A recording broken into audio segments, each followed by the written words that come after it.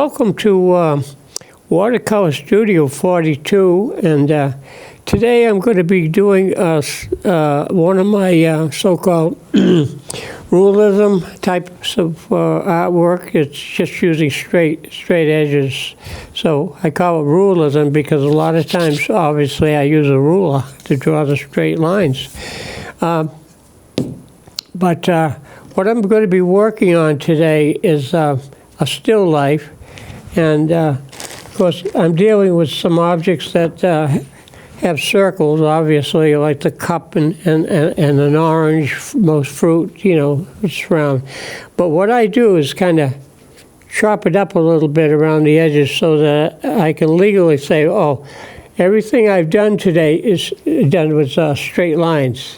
No matter whether it's a short line or a long line, hopefully it's going to be a straight, not a curve, okay? So what I've been doing is kind of just laying out my artwork. Now, it's not cheating, but sometimes I use a circle lightly with a pencil. And what I do is go around the circle and make it sort of sharpy, straight edges. So let's say if I have a circle here, I'm just going to go over it darker. If I can find a marker that hasn't dried up on me. Let's see if this works. Okay, I've got a circle here, very light in pencil, but I'm going to go around that. I think I'm going to have to, well, it works, but it's a very fine line. But you can see I'm just going around chopping some of the curve off the circle. There we go. Really chopping into it a little bit, break it up. And some of the other objects that I have on the table, of course, I've got the coffee cup and so forth. Let's get some of these other things that are kind of distracting here a little bit out of the way. And I set up like a little still life here with the orange. I've had the orange over there. So actually it's like the three objects. I've got a cookie box, coffee cup or mug, and a round object, which would be like an orange. It is an orange, not like an orange. It is an orange, and then a piece of material underneath for like a tablecloth drop. So what I'm doing now is just going around some of these shapes that are actually circles, but I'm chopping them up. Now, normally, I would probably take a little bit more caution with how I kind of outline these shapes, but nevertheless, you get the idea what we're doing here. Yeah, something like that, break that cup up. The side of the cup is a straight edge, so that seems to be all right. Now I'm going to pay a little bit more attention to that particular shape there. I'm going to make it a little bit darker because it is darker on that side. So let's make this a little heavier line, like this on the coffee cup. Now, any one of these lines, I could freehand or use a ruler. Sometimes if the line is short enough, I just draw around it freehand, just to make a short line. Sometimes you're trying to do a long line. Probably I could get away with it, but I'm using the ruler because I call it realism. There we go. Something like that. And we'll go over here a little bit. Okay. Now this side here has a straight edge to it also, so might as well use the ruler with the marker. And then around the bottom, you're going to break that up. See? I could do it freehand, but you get the idea. Now I'm going to go over the orange a little bit, make that show up a little bit more. Something like that. Now, you don't always have to stay with the same lines if you don't want to. You can either leave out a line or two here or there, or whatever. Now, there's the box and back. I don't know about you folks, but sometimes I like ginger snaps. And then they have the lemon flavored ones. They have ginger flavor and a lemon flavor. They've never tried too many other different variations, but ginger snaps have been around for a long time, almost as long as, what was the popcorn years ago? We used to have Cracker Jacks, and I still think they have Cracker Jacks in the stores. And so not as common as they were when I was a little guy growing up. But now, okay, so we have the a coffee cup. Now, on the coffee cup, it has a handle. So again, you could do that with straight edges, right? Like that. Let's do the inside. Straight, straight, straight edge, okay? Something like that. And then another thing you might have is straight edges for, obviously, the box. So let's do some straight edges here. Let's make the box shape. There it is. Ginger snaps. Now, ginger snaps, I don't know if they're making a comeback or they never left to begin with. So, but anyways, I've been having my, a lot of times at night, I have cocoa. Not so much coffee, but cocoa. And so I have my cocoa with ginger snaps. And I used to have Oreos too. I like Oreos.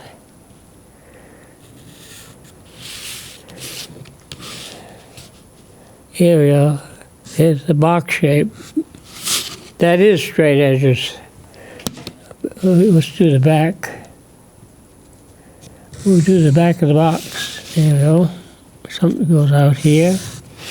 Something like that. There's the box and back. And now I could do probably freehand, straight edges, of course. Let's do some freehand here. And we're going to bring this out here a little further, straight up. Have this line come down here. That's a real heavy line in there. It really is heavy. And then there's a little bit of the fold of the material.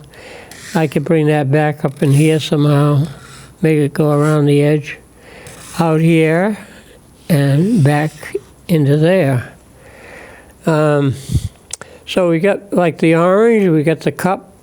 I think the handle on the cup should be a little bit higher.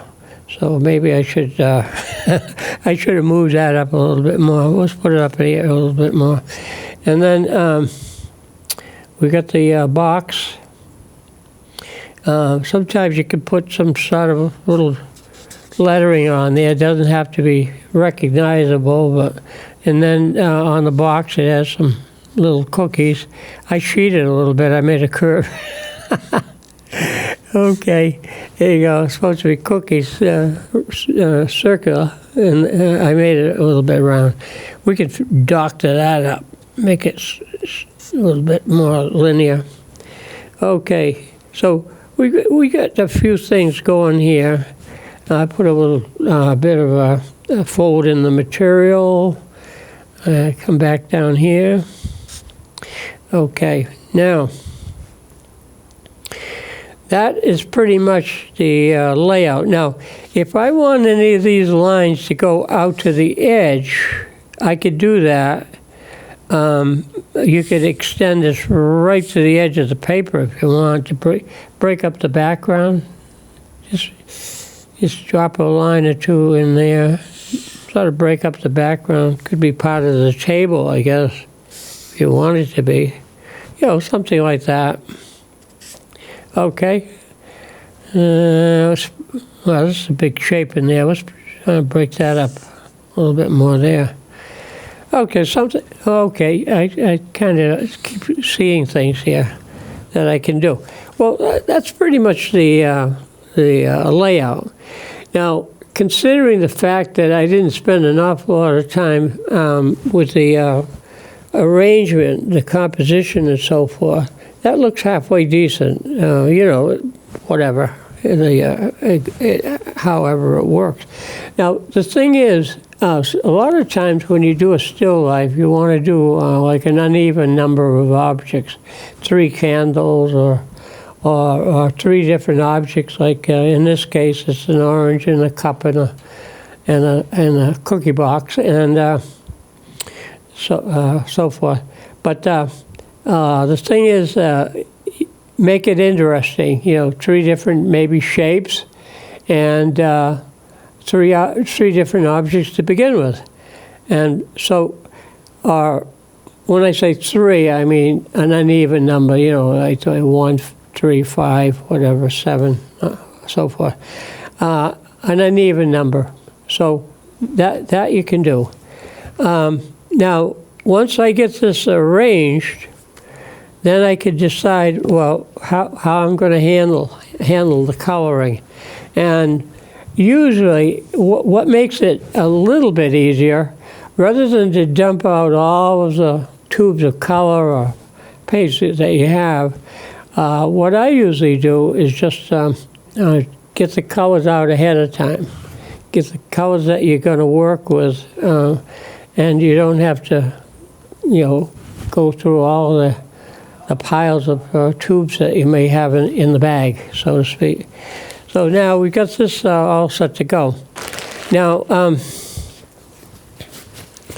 I'm just going to put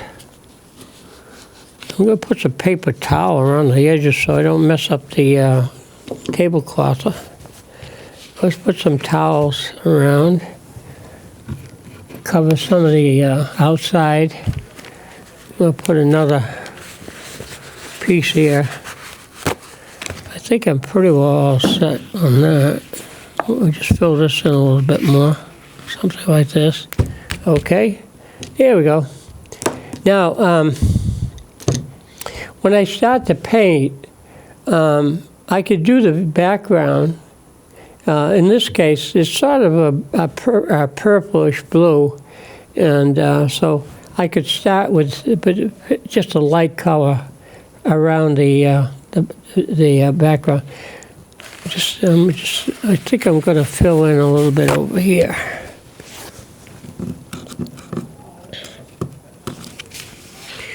There we go, something like that. Yeah, and we'll see what we can do with this. Move that down, move this in, just to make sure we don't get too much paint on the table. You don't want to get any paint on the table if we can help it. Something like that. Okay. Now, that protects around it. Then I can decide what I want to do to start in. By the way, I just happen to have these with me, but these are the, sometimes you get a calendar, and then on the back it has a smaller picture of the 12 pictures for the 12 months that are in the calendar. And sometimes these pictures are smaller, but that reduces a little bit of all the fussy detail that might be there. And if you need to look at something, just take a magnifying glass and kind of, look at a sunflower or a building or something that might be in the picture on the back. You can bring it out a little bit more. Okay, so now we got water in the bucket, yep. And I'm just going to wet the paper. Now, I usually do the background first and wet the paper with just the clean water while it's still clean. So we'll just go around here a little bit, wet the background. I usually work, for the most part, I usually work from back to front.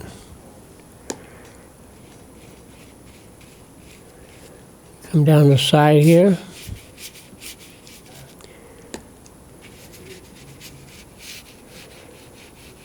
use that. That's got to be the cloth color, the yellowish color. Okay, here we go.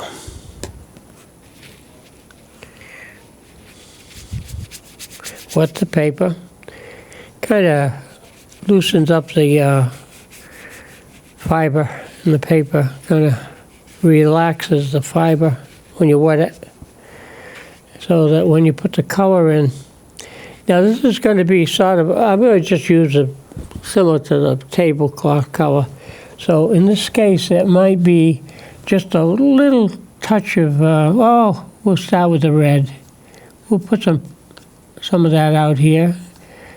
This is alizarin crimson or quinacridone rose. Okay, let's put a little bit of the blue in there. It's sort of like similar to the tablecloth. Okay, we'll put some of that in the background.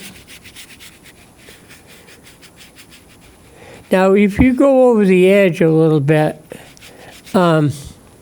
like, in here, it really doesn't matter, but you want to make sure that you just go maybe so it is flat out towards the edge of the paper. Yeah, it's similar to the color of the tablecloth, similar to it.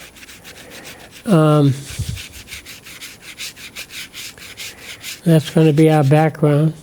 Now, as far as different shades of this, you can always lighten the color up by diluting it down, with a little bit of water. That's where water comes into watercolor.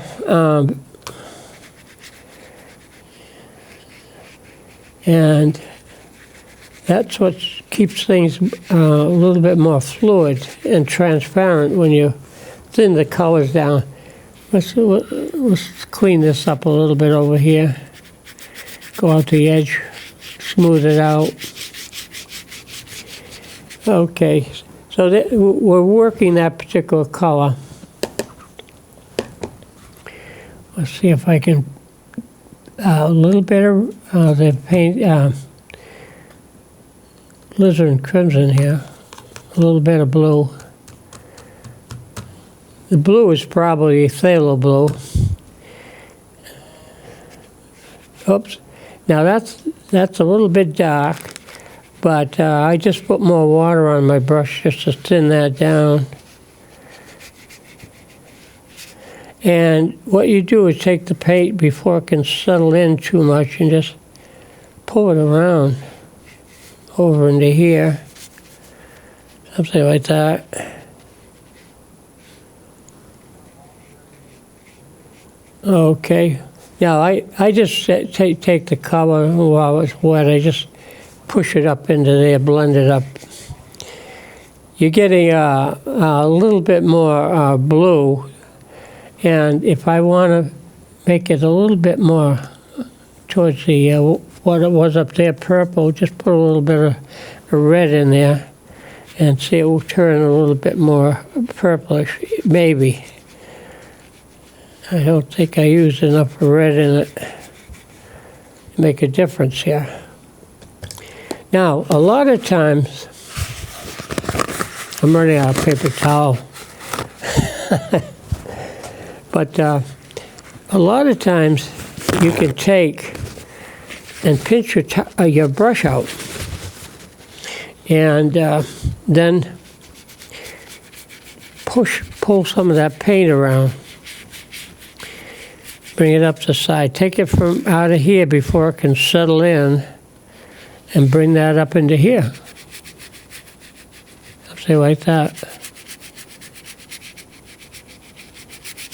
And just take this color, just push it back and forth, kind of blend it in. Quite a bit of purple over there, but maybe I want to introduce that a little bit more of a purplish tone down and over in this area. How about that? That might help. Kind of carries that around a little bit more. Okay. Now, by doing the background first, you got quite a bit of your painting pretty well all done. In essence, with watercolor, because we utilize a lot of the white of the paper, you know, transparent. Some of the white comes through. Let's clean that corner up in there. Spread the paint around, spread the water around too, along with the paint. And kind of corner to corner here was more purplish tone to it. So that looks halfway decent. Come up on the side here. Yeah, there. Touch up some of my spot. Now, if you do miss a spot somewhere, sometimes artists will do that with watercolor. They'll leave purposely some little openings here and there. Okay, now the next thing I'm going to come in with the yellow. Okay. Now I can use the same brush. Just make sure I get some of the blue purplish color out of it. There you go. And what I'm going to do here is use some of my my yellow gamboge and just paint in this area here. Now, if I want to control that color, I don't water it down too much. I use it almost straight from the pan. Something like that. Come around here.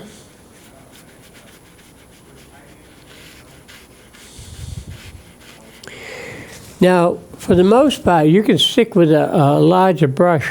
You could probably do the whole painting easy enough with the same brush, really. Now, let's paint up in here some more. Kind of, if you want a narrow band of color, you just turn the brush on its edge and pull it down and around the corner here. You paint that in. This is going to be all the same color, basically.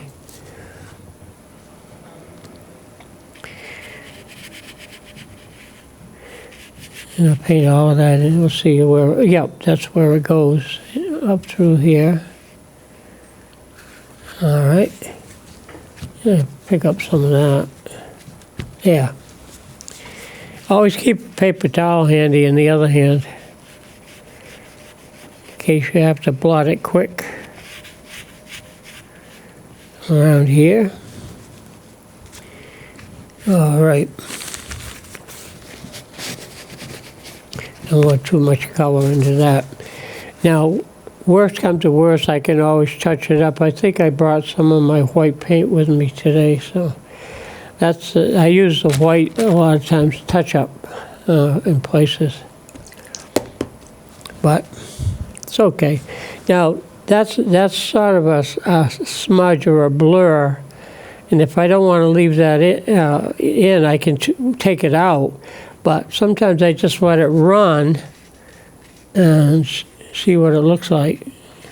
I mean, by the time I get through, if it looks okay, I leave it. I just leave that particular area. Let's get a little bit more paint over here.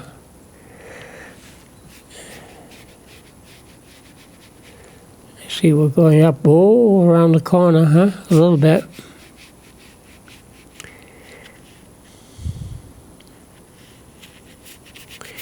This can go into that. It's going to turn a little bit greenish when the yellow hits the blue, purple, whatever.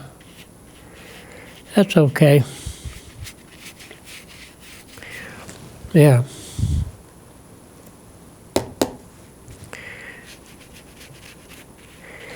Now I can get some of this to do that, sort of like a smear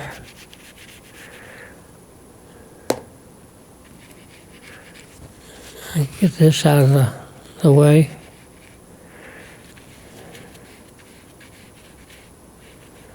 Okay. Oh, I got to fill that in a little bit more. Get some more paint on my brush.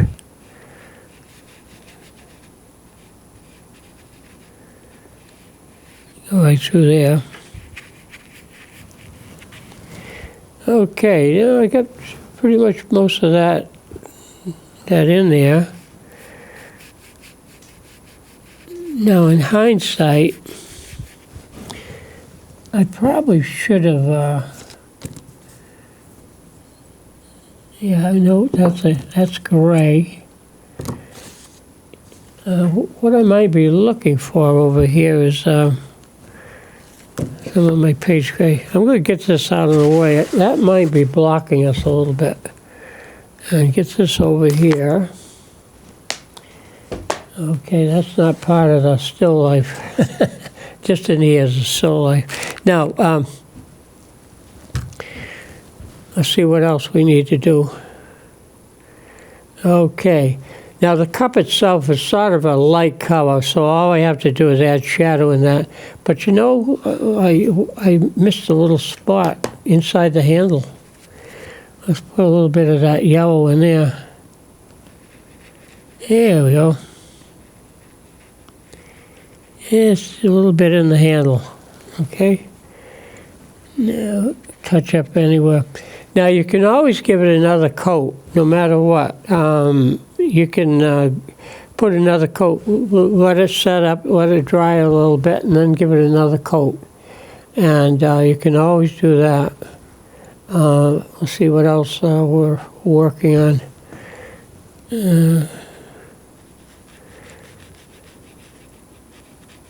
If I got this nice and clean in there. Okay. Take some of that out. If you don't want some of that blue in there, I just pull it out, just blend it, pull it in, blend it out. If you don't want too much of a problem with it. Okay, now, let's see. I'm going to get right down in the bag here. I think I left. I left out one of my colors, and I usually use that one quite often. I don't know why I happened to leave it out tonight or today. But anyways, so now, this is raw sienna, and some people say it looks like a browner color, but it's supposed to be a shade of black, I guess. So I'm just going to put some of that in. Where I'm looking at the still life, I see shadow. There's a darker shadow right in this area here. Just drop that in. And let's see where else. Oh, there's a shadow back here. We'll fill that in back in there. All of that's going to be dark, but really in that corner. Here we go. And let's see what else. Oh, in this little wedge underneath here, there's going to be another little pocket of a shadow right up in this area. Okay, that's going to be in there from the cup. And let's see where else. I'm looking around for. Oh, a little wedge of shadow right in here, underneath this part. Looking around the cup, how about something up in here? Am I seeing it right? Yeah, I guess so. Looking at it. Okay. It's a little wedge of shadow. And I think there's a little wedge of shadow right down in this area.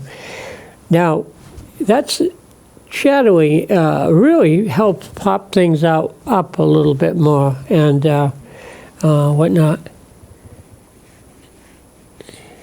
And it also adds some color too.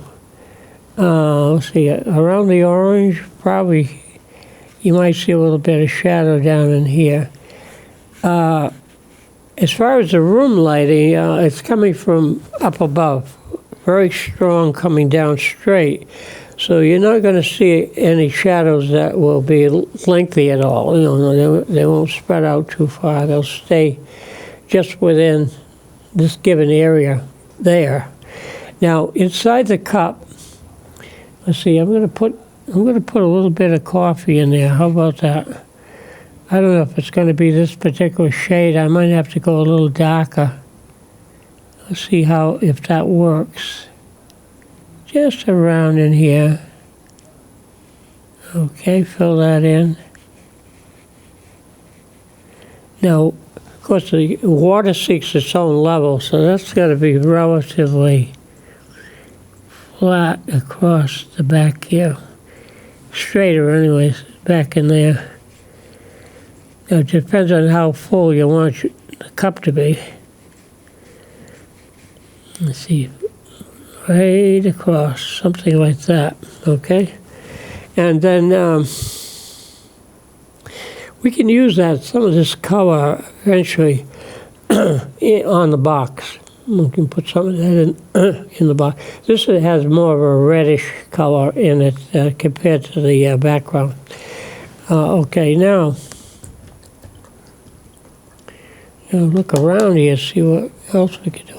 Now, there is some shadow around the cloth itself that we can put in, and that's going to pick up some of the color of the tablecloth. So you can put shadow here. It's going to go a little bit of shadow down into here. See how that makes everything jump out? The shadows are very important. And you know, when you go to museums, I went to a place, Solomon Grundy's in New York City, and it's a very famous area where they put some of the finer works of art there, mostly watercolors. And so all these artists that do, real super work, they go into lengthy detail. Just about everything has a little fussy detail to it. Myself, I don't know. I suppose if I took the time, and maybe I could do something that's a little bit more patient like that. There's shadow up in here. I'm using just some of the color that I used for the background, but just stronger, that's all. Let's put it down here. And then right down the side here, around the bottom. Okay, something like that. Oh yeah, there's more shadow under here. It's going to be a little bit more shadow on the back. There's going to be plenty of shadow out back. There we go. Okay. I kind of went over the edge a little bit, but you get the idea of that. I can clean that up later on.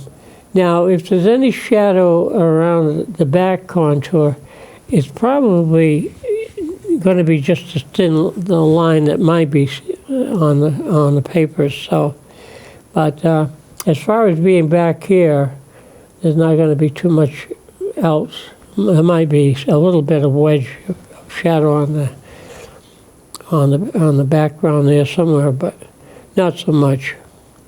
Now, you could be a little bit fussy about touch-up. I'm always touching up, going back, looking at it, and seeing where I might want to touch up here and there. Inside the coffee cup here handle, maybe I can clean that up a little bit more. I had that, it's kind of out of place there a little bit. Get carried away. Okay, now, now just with a little bit of orangey color and probably a little bit of yellow in it also. We can do some of the markings on the cereal box. Put some of that color in. It's sort of like almost like a flesh tone, you know, on the box. See, it goes down around the edge too, doesn't it? Yeah, put some of that in.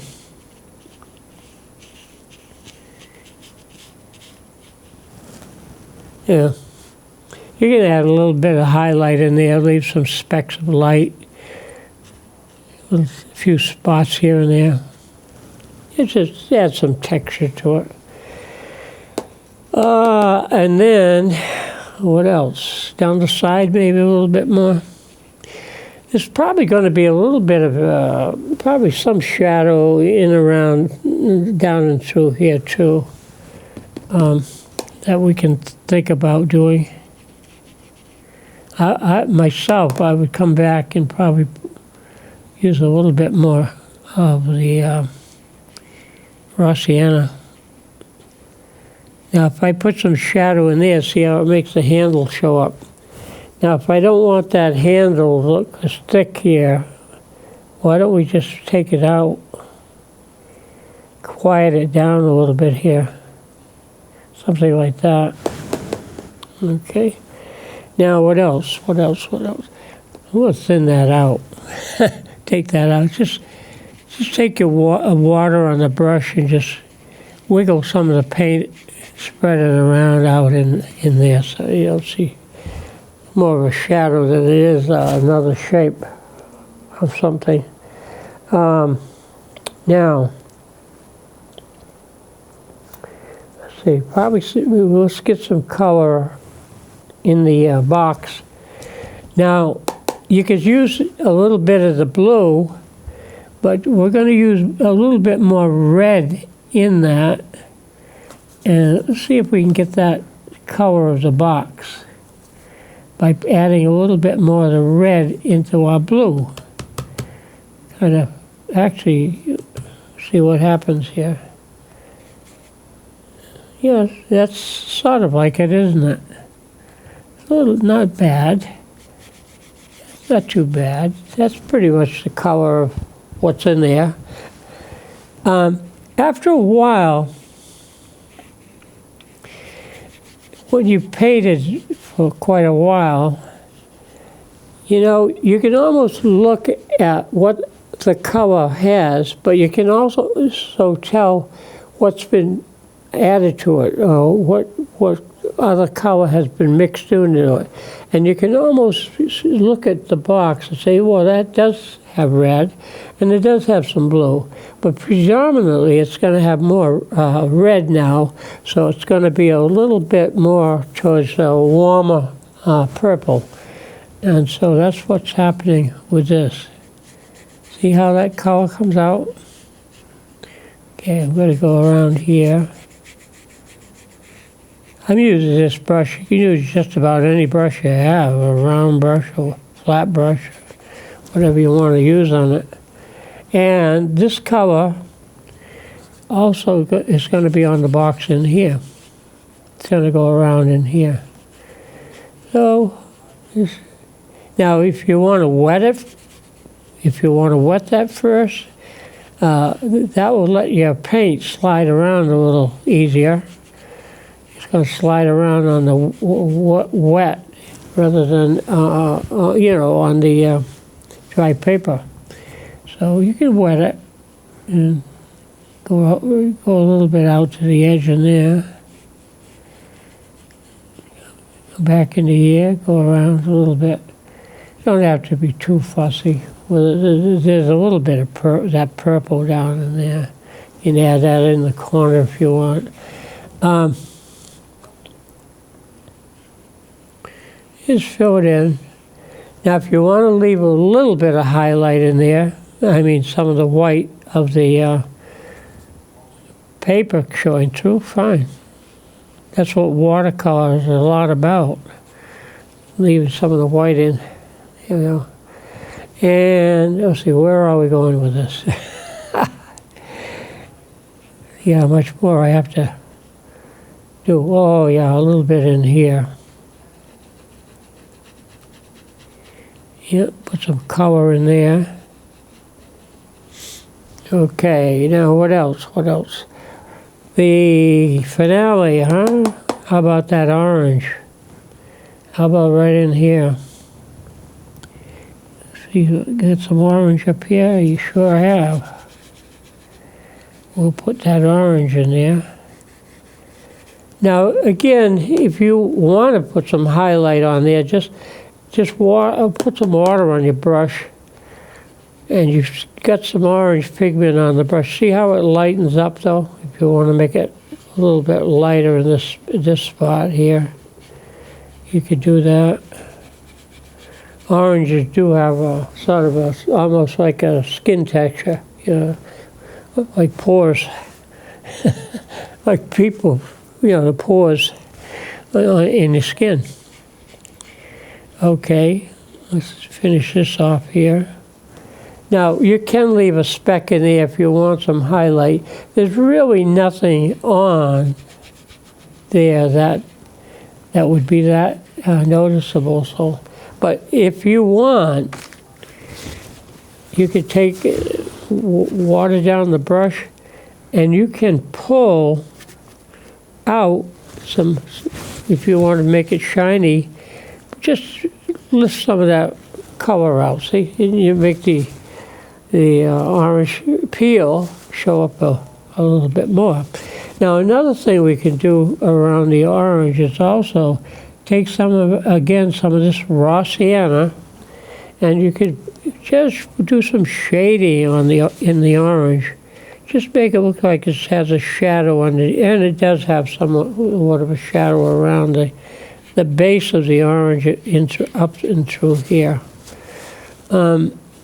These are things that you know, after a while, you look at things and you start seeing more and more and more of what's going on, and it becomes automatic after a while. You don't even think about it. You say, "Oh, I need to put some shadow around the base of the orange like this. Put some of that color back in here." Yep, that's it. You know, so instead of the orange, if you painted it just flat orange, it would be like the word flat. It is flat. It's just a flat color. But if you start adding some shading into it, then it makes a lot of difference in what you're doing. Now, in the material itself, like in the cloth here, sometimes I take a little bit of Payne's Gray, and the Payne's Gray diluted down is good for shading. So you can not so much of that dark, but just ease it down a little lighter, see? And you can put shadow on the material that you might see in here or notice. So that doesn't look as flat, you know, it builds that out. Let's put some more of that in here. I'm in here with the Payne's Gray. Yeah, you could do some other little texturing on the material like this. See where you might see some little wrinkles and so forth? You could put some of that texture out in here so it doesn't look quite as flat. Something like that. If it's too noticeable, if you don't want it to be too noticeable, just lighten it up with water. Just take some of the edge away. See, that's all you have to do. Back here, you might see a little bit of shadow in the material where it folds. That's kind of dark, but don't panic. We can take that out in a hurry. Just blot it. Wet it and blot it and take some of that color back out. And I just wiggle it around, put it around the corner, up in there, up into here. Just wiggle it out. Take some of that color away. but it does have a little bit of shadow. Now, how much shadow else you want to put in the material, you can. You can put a little bit more shadow up and back here, up and back of this area. I got to get some more of that Payne's gray. I'm kind of losing some of that pigment. There we go. Let's put this back up in here.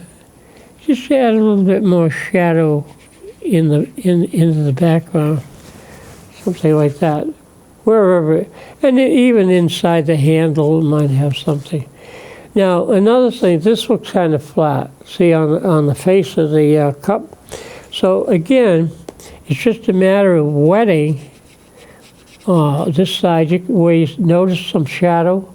You might notice some shadow a little bit around the handle and here. So let's try that, see what happens. I'm using the Payne's gray again. And just put some shadow in. Oops, it's dark, isn't it? Well, the shadow on the cup is far from being that dark, so let's just take some of that out. Lift some of that pigment out and just spread it around. And the edge here is very soft. So you can almost erase that with water. You can take some of that out of there, just erase that and just pull it back into here. See how that works? It gives the cup a little bit more shadow to it.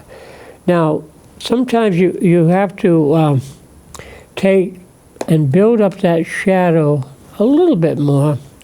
Right around in here, there's a little bit more shadow in there. Again, the edge is very soft, so I just pull it out of there. Just pull it out of there. Just put some water on your brush. And use your brush like a sponge and just soften that. Pull that around a little bit. And there might be some shadow right in the cup up in this part. Let's just take a little bit more of that. Put that up in there. Ever so soft. Just pull it right out of there. That's kind of dark right now, so I might want to lighten it up a little bit more like that. Just lighten that up. You can blot it too. Just take your paper towel and just blot that in there so it's not quite as noticeable. There's some shadow. You could put a little bit of shadow on the handle. Okay, something like that. I know it's a little bit darker up into here. Let's see if I can add a little bit of something else in there. Oops, fill that in. A little darker with the, oh boy. I don't want to go too crazy with the dark, but there you go. I take some of that out of there.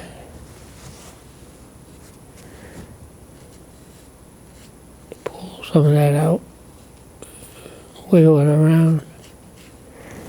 Okay, now that's still a little bit dark, so we'll give it the blot. Give it blotted a little bit. Take some of that out of there. Pull some of that out. Sometimes you can get a little bit too dark with it. You want to add a little bit more contrast over in here. You could probably put a little bit more shadow in there. Make that work around a little bit more for you.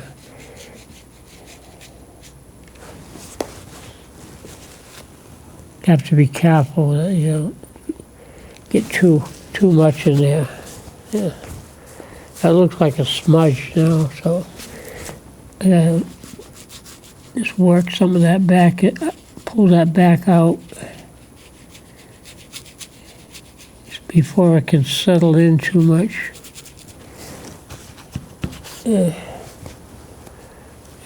Take some more out of that. Now, if something gets a little bit way out of whack, I just let it dry and just touch it up with white paint, put some more white paint over it. Okay.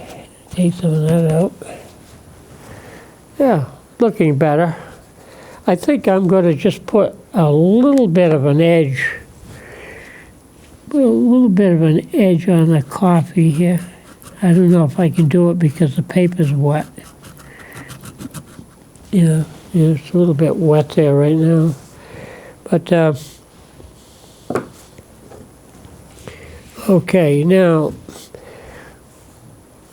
the only place I haven't repeated the orange is a little bit. We just have it here. But what I'm going to do, I can see where I can put a little bit more in with the orange. Let's put a little bit of a hint of orange in the cookies, right up in here. Just do it light on the cookies. See some of that hint of orange back into your painting. I oversimplified this, but that's okay. There is a little bit of orange down in here, but I don't know if that's going to be that much of a noticeable. But that's a general idea of how you go about doing a still life. I think probably what you would do is take your time, slow down, and make sure that your coffee cup isn't a little bit too distorted on the handle and stuff like that. But other than that, it gives you a good idea. Now, in here, right in here, this gets a little bit noticeable. Your eye goes into that area. So what I do sometimes is come back, either touch it up with some white in there, or take a paper towel, wet it, and see if I can blot some of that color out so it's not quite as noticeable. I've lightened it up quite a bit more, and this will dry even more overnight. Now, I do have a smear or a smudge over in here that I can either leave in or take out and rearrange it a little bit more. Probably what I would do is take a little bit of my darker color and just outline it right in the cup here a little bit more. Give that a little bit more shadow in there inside the cup. Now you could have some steam coming up, but I'm not going to do that. Okay, so that gives you an idea. It's okay, but it still needs a little bit more. This is kind of large shape here, and maybe somehow that could be broken up.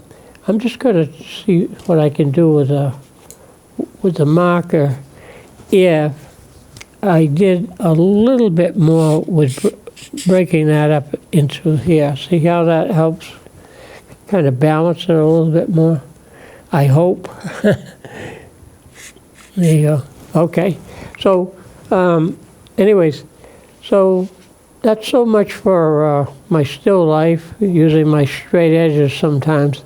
But if I slow down a little bit better, probably the end product would look a little bit cleaner cut, so to speak. Put some lines in there. It might need some heavier lines here and there, but other than that, so like I always say at the end of the class, time's up, brushes up, and we'll see you again.